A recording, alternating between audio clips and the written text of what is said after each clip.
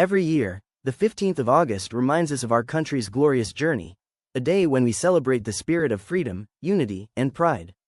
At Umang Center, our little ones celebrated Independence Day with great enthusiasm and love for our nation.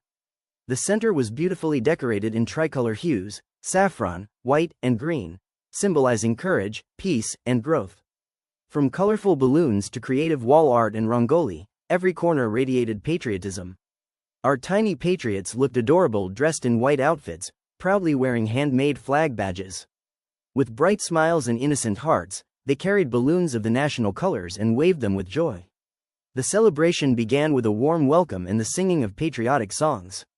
The sweet voices of our children filled the air with the rhythm of pride and happiness. Teachers encouraged them to sing along and feel proud to be a part of our great nation.